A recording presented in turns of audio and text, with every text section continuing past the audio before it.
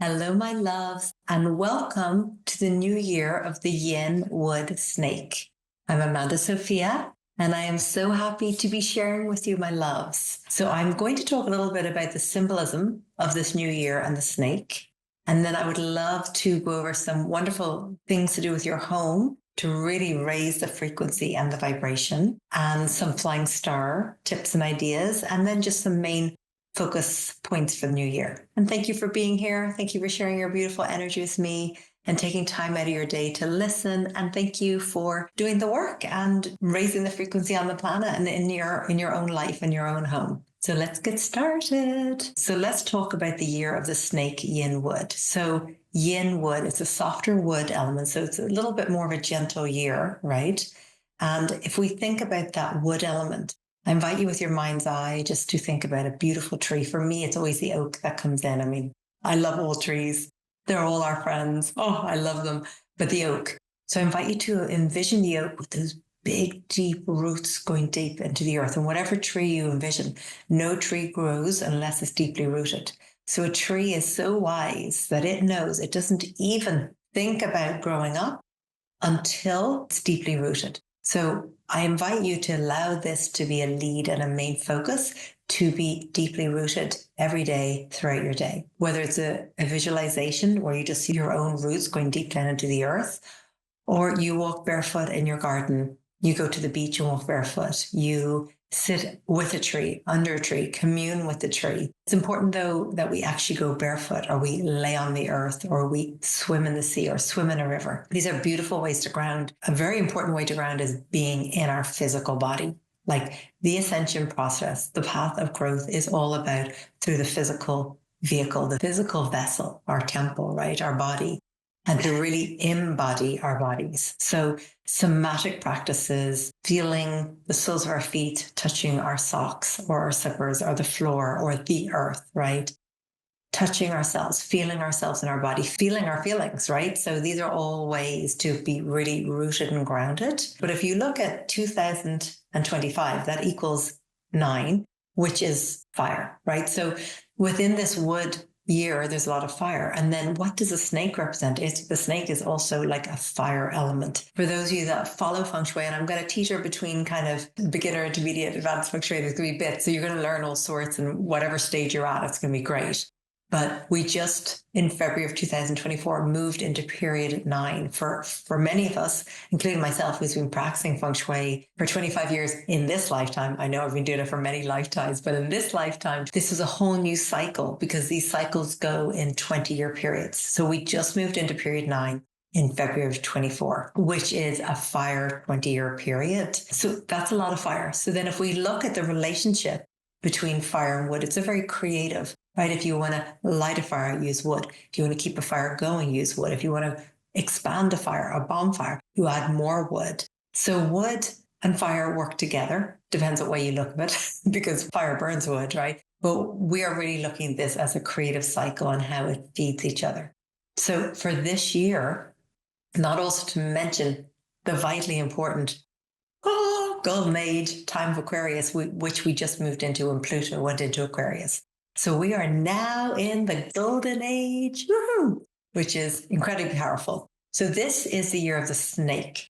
And what does a snake represent? Shedding skins, releasing, letting go of what no longer serves, taking off the mask and allowing your true, authentic self and to be seen, to be witnessed, right? And to love ourselves through it. And that is part of the ascension process. That is part of this, the whole collective waking up, is taking off the mask, not pretending, not faking, speaking our truth, standing in our truth, standing in our hearts. So it's really interesting when the snake goes through its metamorphosis and it sheds its skin, it does this thing with its face where it almost like pulls off a mask, right? And then it moves out from the tail, right? So it is a complete transformation. So this is definitely a time of transformation, a time of the ascension process where people are waking up. I mean, people that are doing the work, but people that aren't even doing the work are having major awakenings. And it's the time that we're living in.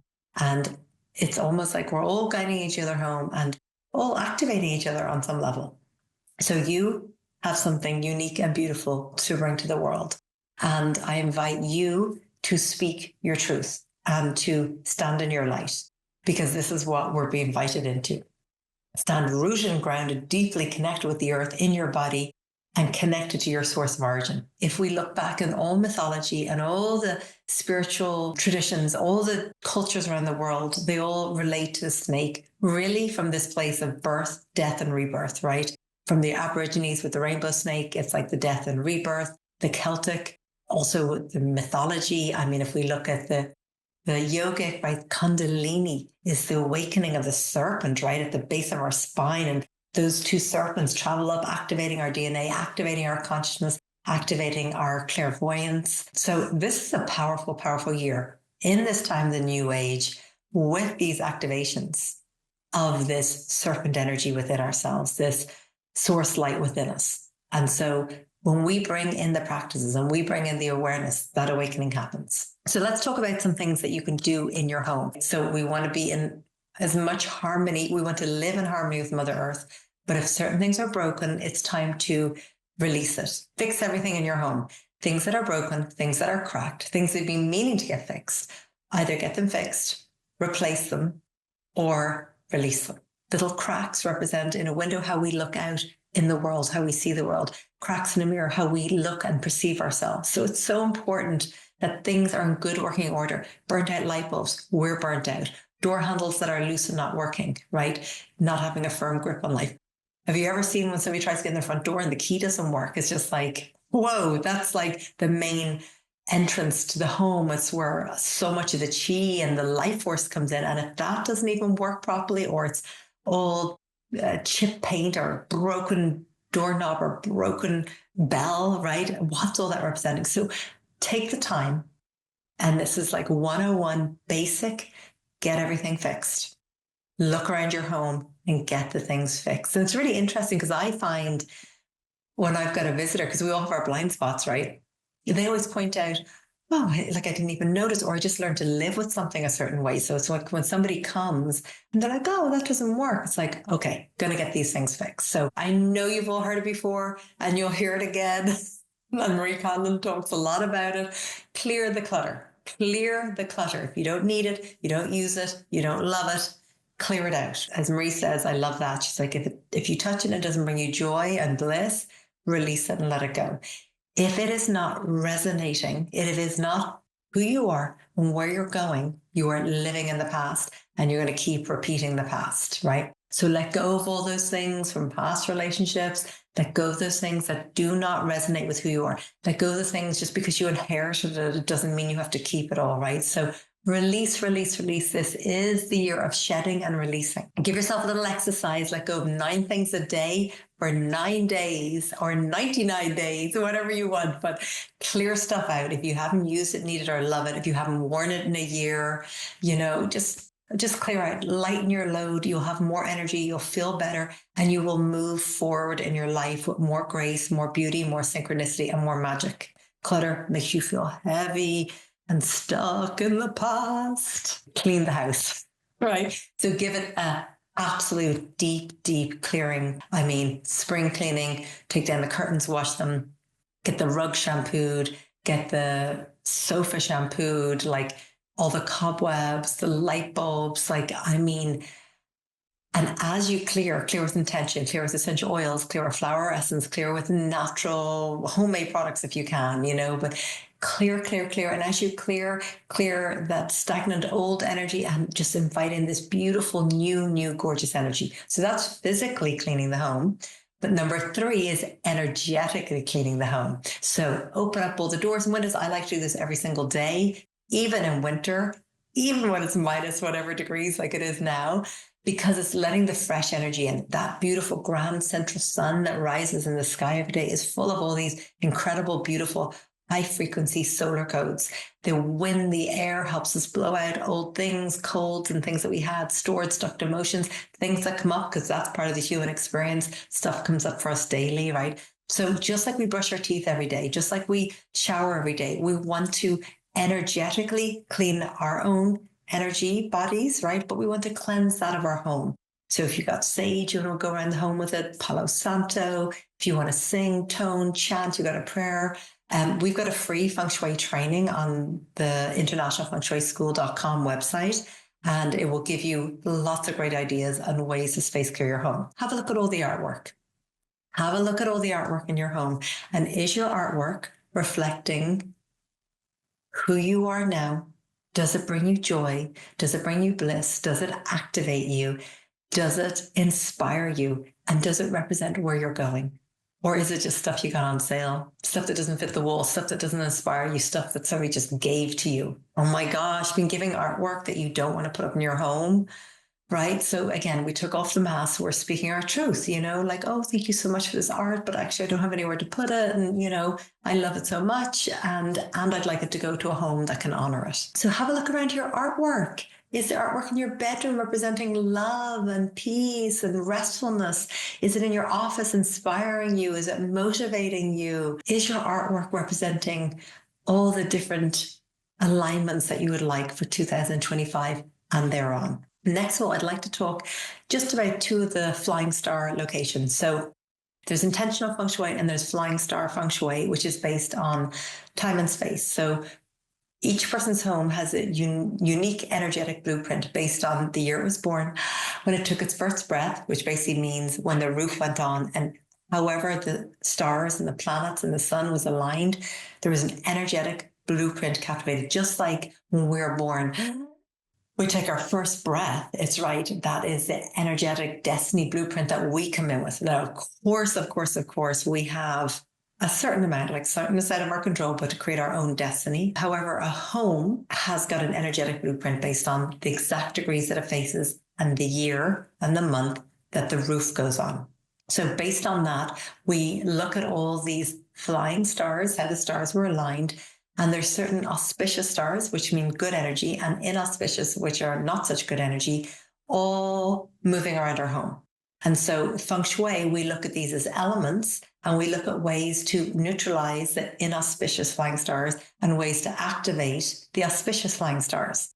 So there's specific remedies, elements, water, wood, fire, earth, and metal that we use in these different 8 areas, Bagua, 8 areas of our home based on directions. So the 2 top ones that I'd like to speak about is the Southwest is one of the best areas this year.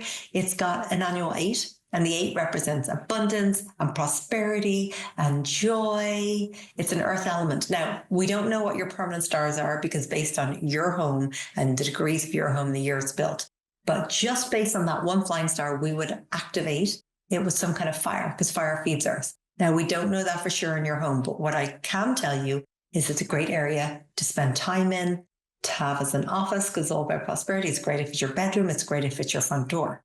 So that's all about happiness, joy, and money and prosperity.